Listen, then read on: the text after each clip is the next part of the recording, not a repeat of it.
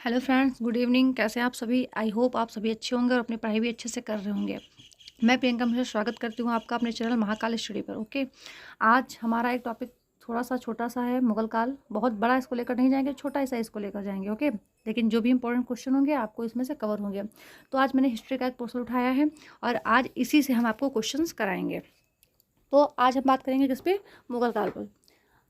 चलिए देखते हैं मुगल काल में क्या एक अनोखी पेशकश। मतलब अनोखी पेशकश क्या, इसमें आपको हम कुछ ना कुछ बताएंगे। तो टाइटल दे दिया कि अनोखी पेशकश, पूरा मुगल साम्राज्य छोटी सी वीडियो में शॉर्टकट में समझाएंगे कि क्या क्या है। ओके, ज़्यादा कुछ नहीं।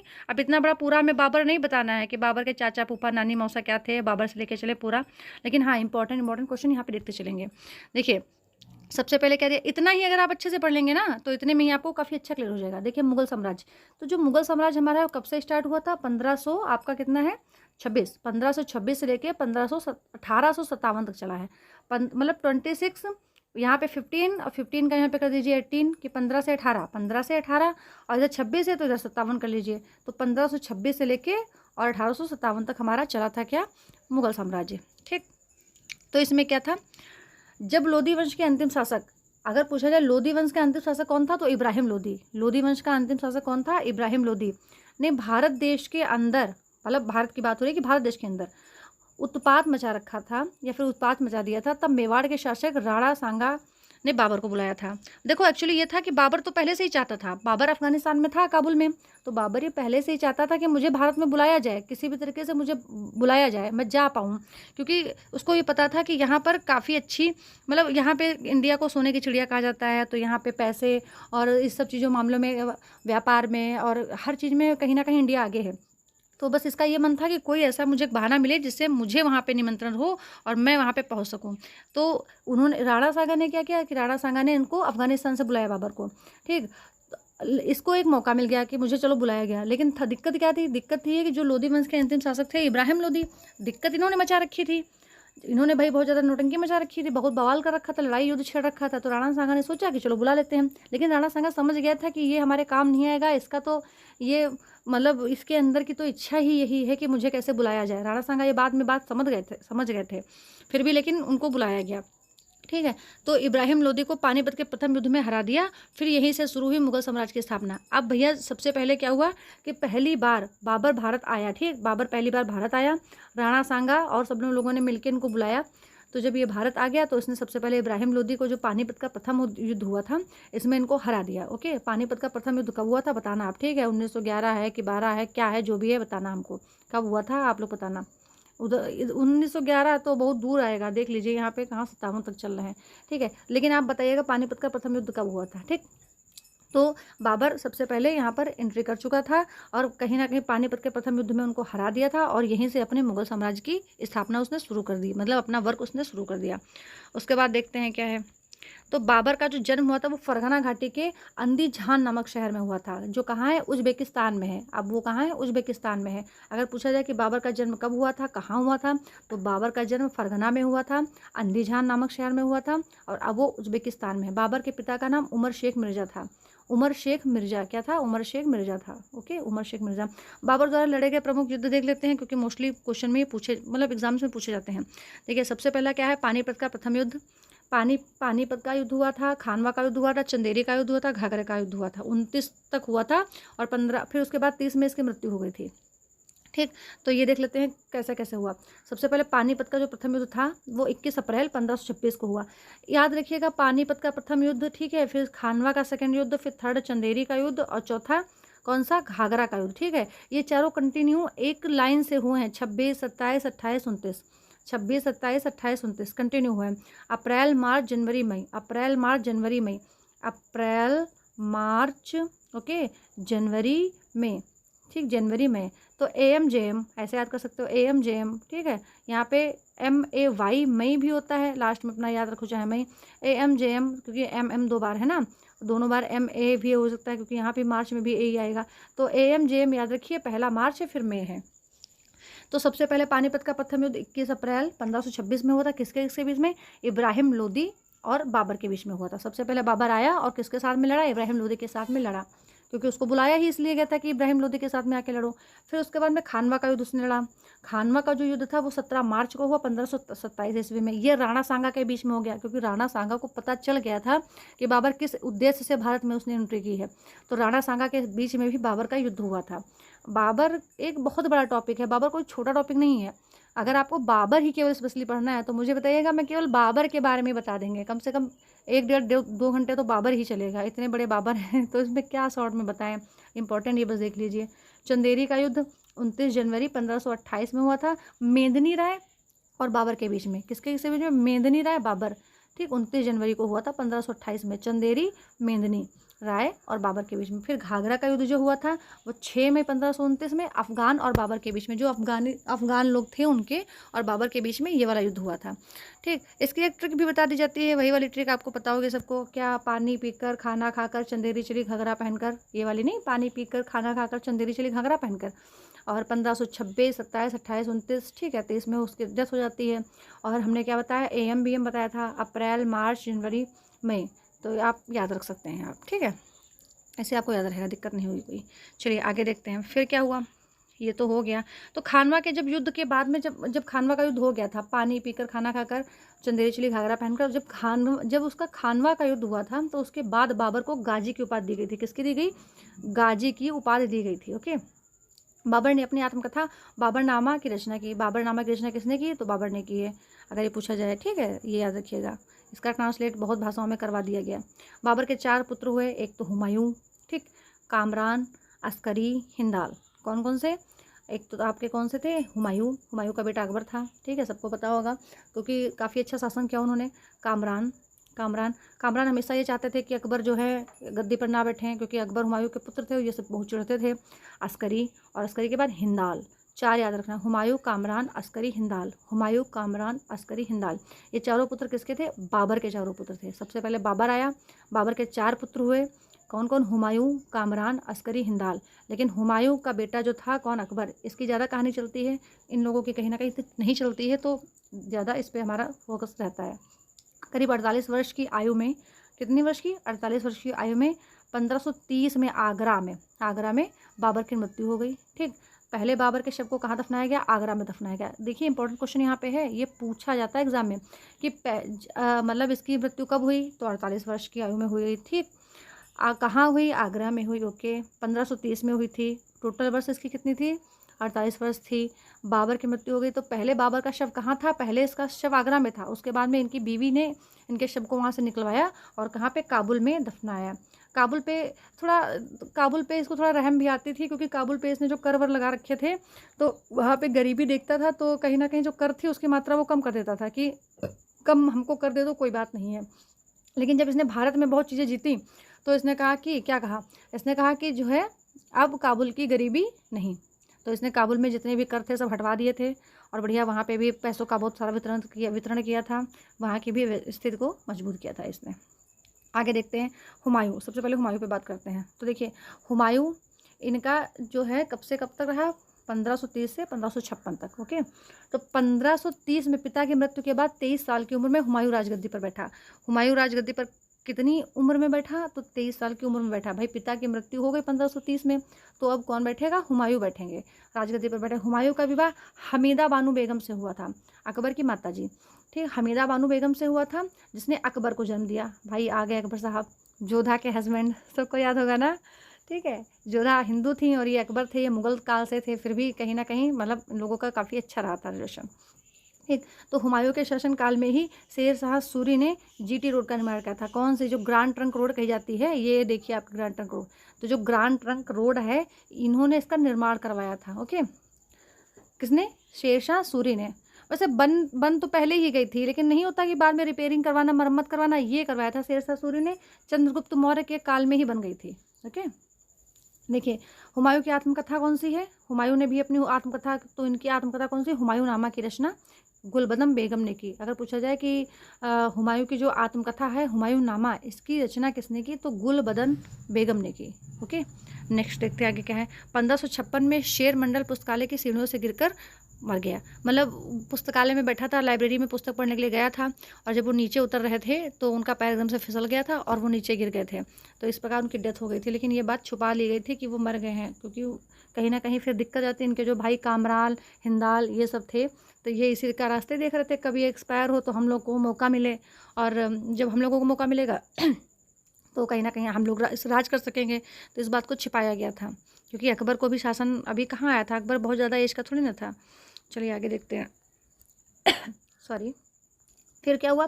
अकबर का जन्म जो था वो 1542 में हुआ था। कब हुआ था? 1542 में, राजकोट में, अमरकोट में, सॉरी, अमरकोट में 1542 में अकबर का जन्म हुआ था। 1556 से लेकर 1605 तक अकबर ने शासन किया है।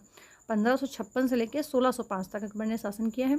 ठीक, इसमें क्या था कि इनका जन्म कब हुआ? 1542 में हुआ था, अमरकोट में, पाकिस्तान में हुआ था। ओके, अकबर ने कम उम्र ही पानीपत का द्वितीय युद्ध 1556 में सिकंदर सूरी के सेनापति हेमू को युद्ध में पराजित किया था। अगर पूछा जाए हेमू कौन थे? हेमू को पराजित किया था कब? 1556 में। अकबर ने जैसे ही स्टार्ट किया अपना पहला युद्ध, मतलब 1556 में आया, और 1556 में आते ही आते पानीपत का दूसरा युद्ध हुआ। ठीक, पानीपत का जब दूसरा युद्ध हुआ तो उसमें इसने किसको हराया? सिकंदर सूरी के सेनापति थे, कौन? हेमू, इनको पराजित किया था। ओके, अकबर का शासनकाल हिंदी साहित्य का स्वर्णकाल कहा जाता है। अगर पूछा जाए हिंदी साहित्य का स्वर्णकाल किसे कहा जाता है, तो अकबर के शासनकाल को कहा जाता है। ओके, अकबर ने 1582 में दीन ए इलाही धर्म की स्थापना की थी। दीन ए इलाही धर्म की स्थापना की थी। अकबर के 9 रत्न थे, अकबर के सामने 9 रत्न रहते थे। अष्ट प्रधान या अष्ट दिग्गज किसके काल में थे और कौन थे? अगर इनके नाम आपको पता हो तो कमेंट बॉक्स में बताइएगा। अष्ट दिग्गज किसके शासनकाल में थे, या अष्ट प्रधान किसे जाना जाता था? ओके, हम आपको अकबर के 9 रत्न बता रहे हैं। ट्रिक देखिए क्या है, बात बात पे MDH। ट्रिक लिखिए सामने, बात बात पे MDH, आराम से याद हो जाएगा, पे साइलेंट रहेगा। तो पहले बी से बीरबल, दूसरे बी से अबुल फजल, तीसरे बीरबल, अबुल फजल, फिर बी टी आ गया अब तानसेन। ओके, बी से फिर भगवान दास, फिर ए आया तो अब्दुल रहीम खाने खाना। अब्दुल रहीम खाने खाना, इनको खाने खाना का मतलब उपाधि दी गई थी। ओके, टोडरमल, टी से टोडरमल, फिर एम से मान सिंह, डी से मुल्ला दो प्याजा। ये खाना खाते थे तो हमेशा प्याज मांगते थे, मतलब इनको प्याज चाहिए ही चाहिए, तो इसके नाम पर इनको दो प्याजो कहा जाने लगा, और इनका नाम ही पड़ गया मुल्ला दो प्याजा। हकीम हुकुम, मतलब घर के डॉक्टर नहीं होते हैं, जैसे हर एक के घर में एक डॉक्टर होते हैं अपने घर के, उसी तरीके से इनके ये डॉक्टर थे। तो क्या है, अकबर के नवरत्न कौन हो गए? बात बात पे MDH, बीरबल, अबुल फजल, तानसेन, भगवान दास, टोडरमल, अब्दुल रहीम खाने खाना, मान सिंह, मुल्ला दो प्याजा, हकीम हकाम। ओके, अब आगे बढ़ते हैं, थोड़ा सा देखते हैं क्या है, शॉर्ट वीडियो बना लेते हैं, क्वेश्चन हमारे जितने हों यहाँ से फंस जाएँ बस। अकबर के कुछ महत्वपूर्ण कार्य देख लीजिए, क्या क्या उसने कराया। सबसे पहले तो दास प्रथा का अंत कराया। ठीक है, दास प्रथा का इसने अंत कराया अकबर ने। दास प्रथा का अंत किसने कराया? अकबर ने। अकबर का मानना था दास से काम नहीं करवाना चाहिए, दासों को काम नहीं करना चाहिए, दास से काम करवाना भी नहीं चाहिए। तो इसने क्या किया? दास प्रथा को सबसे पहले अंत किया। तीर्थ कर यात्रा समाप्त कर दिया। ये तो भाई जोधा के कहने पे किया था।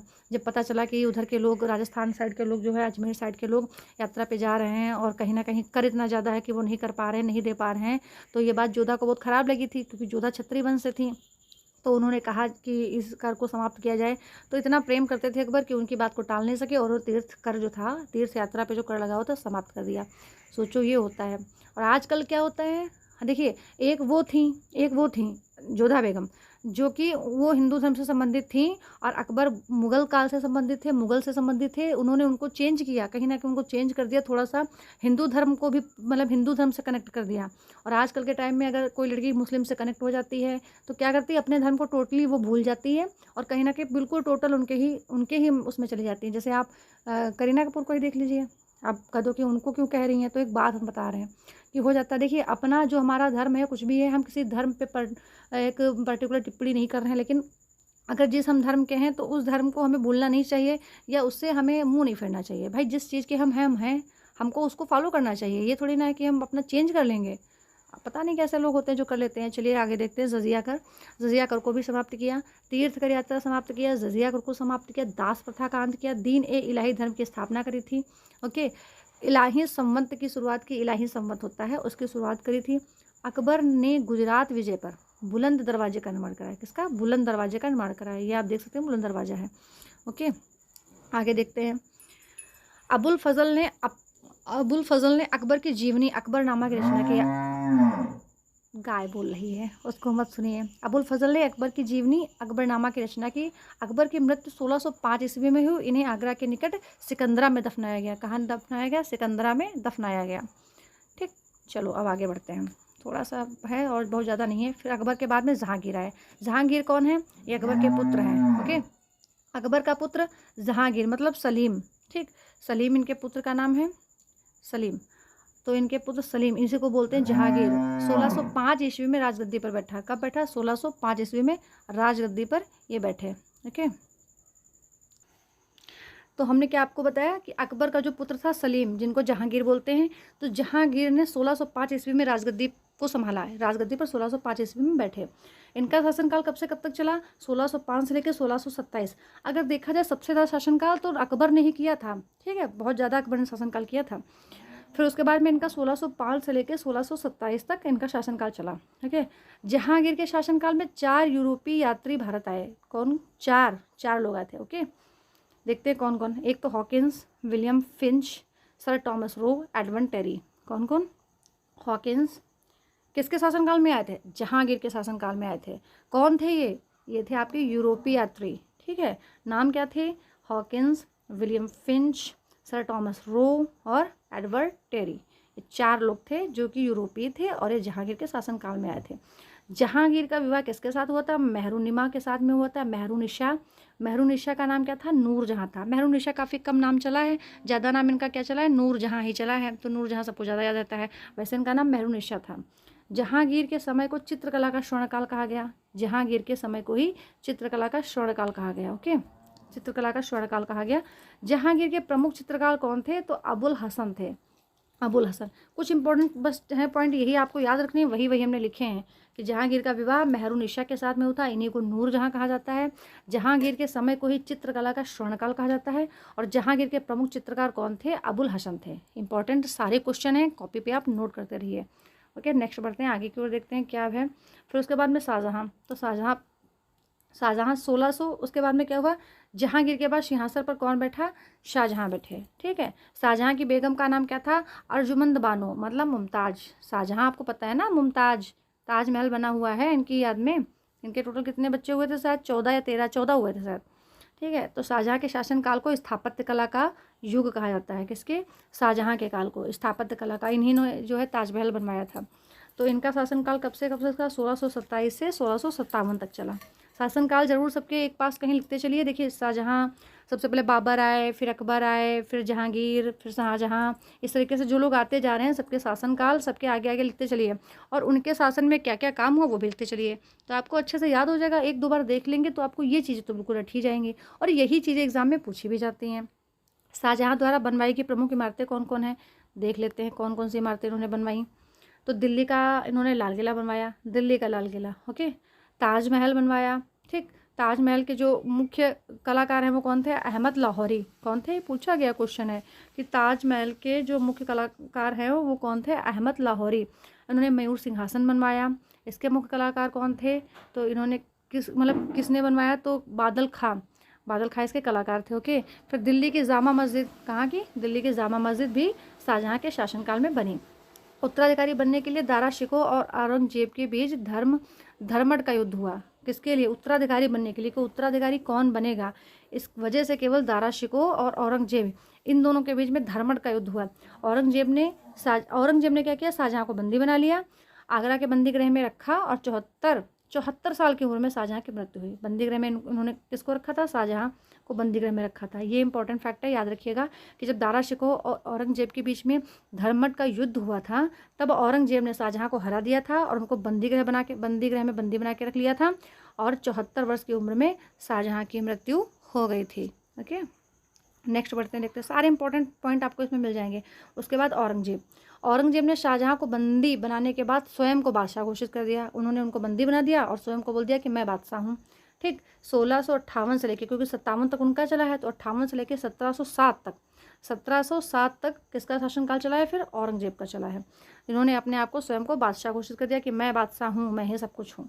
औरंगजेब ने कई हिंदू मंदिरों को तोड़ने का आदेश दिया। औरंगजेब बहुत नालायक था, बहुत बहुत बदतमीज कह लो इसको। तो ये जो था, इसने हिंदुओं से बहुत चिढ़ना, कहीं ना कहीं अकबर लोग हुए, जहांगीर, ये लोग इतना नहीं चिढ़ते थे, लेकिन ये काफ़ी ज़्यादा चिढ़ता था हिंदुओं से। तो इसने सबसे पहले क्या कहा कि चलो जितने हिंदू मंदिर इनको तोड़े लोगो, सबको तोड़ डालो। तो गुजरात का सोमनाथ का मंदिर इसने तुड़वा दिया, काशी का विश्वनाथ मंदिर तुड़वा दिया, मथुरा का केशव राय मंदिर तुड़वा दिया। मतलब आए और आते ही आते औरंगजेब सबसे पहले मंदिर तुड़वाने लगे, ठीक, क्योंकि हिंदू से चिढ़ता था। पूरे मुगल वंश में सबसे ज़्यादा टैक्स वसूलने वाला शासक यही था। मतलब इसके मन में, दिल में इतना वो रहता था कि किसको कितना परेशान कर सको, ये समझो बस। सबसे ज़्यादा टैक्स ये वसूलता था पूरे मुगल वंश में, सबसे ज़्यादा टैक्स, मतलब कर तुम दो, कर भी बहुत बड़े बड़े लगाया रहता था और सबसे ज़्यादा कर वसूलता भी रहता था। लोग इसे आलमगीर और जिंदा पीर कहकर पुकारते थे, ठीक। औरंगजेब ने जजिया कर को पुनः लागू कर दिया। उधर अकबर ने समाप्त करवाया था, इधर इन्होंने पुनः फिर से लागू कर दिया। औरंगजेब के शासनकाल में मुगल सेना के सर्वाधिक हिंदू सेनापति थे। अब जो भी है उन्होंने औरंगजेब के शासनकाल में, लेकिन बात है कि मुगल सेना में सर्वाधिक जो सेनापति थे वो हिंदू थे, क्योंकि वो अपनी सेवा भी उनसे करवाते रहते थे। और सेनापति का तो काम ही होता है कि भाई देखो, हिंदू धर्म में जो लोग होते हैं, हमने जहाँ तक देखा है कि वो अपने मालिक के प्रति काफ़ी अवेयर भी होते हैं, और मतलब दया भी उनको रहती है, हर चीज़ रहता है, मतलब धोखा नहीं देंगे, धोखा तो कभी दे नहीं सकते हैं, ये के लिए लॉयल होते हैं, ठीक है। तो जब हिंदू सेनापति रखेंगे तो लॉयल्टी कहीं ना कहीं दिखेगी ही। और हम लोगों में क्या होता है कि वर्क भी बहुत अच्छे से करेंगे। जैसे अगर हमको पता है किसी ने मुझे जॉब पे रखा है तो वर्क अच्छे से करेंगे। हम लोगों में ये नहीं कि टाइम पास करो। तो हिंदू सेनापति इसके में ज़्यादा थे, अच्छा काम करते थे, अच्छी इनकी सेना तैयार होती थी। इनको और चाहिए क्या? इनको यही चाहिए था। औरंगजेब की मृत्यु कब? 1707 ईस्वी में हो गई, और इसे खुलदाबाद, ठीक, कहाँ पे? खुलदाबाद, जो अब रोज़ा में है, उसमें दफनाया गया था। कहाँ दफनाया गया था औरंगजेब को? खुलदाबाद, अब रोज़ा में है, ठीक है, इसमें इनको दफनाया गया था। आगे देखते हैं, सभी मुगल सम्राट के नाम देख लेते हैं क्रमानुसार। लगभग कहीं ना कहीं जो मुगल काल था वो हमने आपको बता दिया है। अब जो जो पूछे गए हैं थोड़ा बहुत इनको ट्रिक से बस देख लेते हैं। तो सभी मुगल सम्राट थे, क्रमानुसार याद करने की ट्रिक हम आपको बता रहे हैं कि कौन कैसे पहले आया, ठीक। वैसे जितने थे थोड़े बहुत इंपॉर्टेंट जिनसे क्वेश्चन बनते हैं वो हमने आपको बता ही दिए हैं, ठीक। अब थोड़ा बहुत देख लेते हैं। देखिए, भाजी सब्जी, क्या क्या? भाजी और सब्जी, दो नाम आप याद रखिए यहाँ पे। एक तो भाजी सब्जी फॉर माशाप, भाजी सब्जी, भाई दो चीज़ें हैं, भाजी सब्जी, फॉर किसके लिए? माँ साहब के लिए। तो बी से आपका बाबर, एच से हुमायूं, ए से अकबर, जे से जहांगीर, और एस से आपका पूरा जी लिखा है जहांगीर। चार पहले याद कर लो, भाजी, चार भाजी याद कर लो। बाबर, हुमायूं, अकबर, जहांगीर।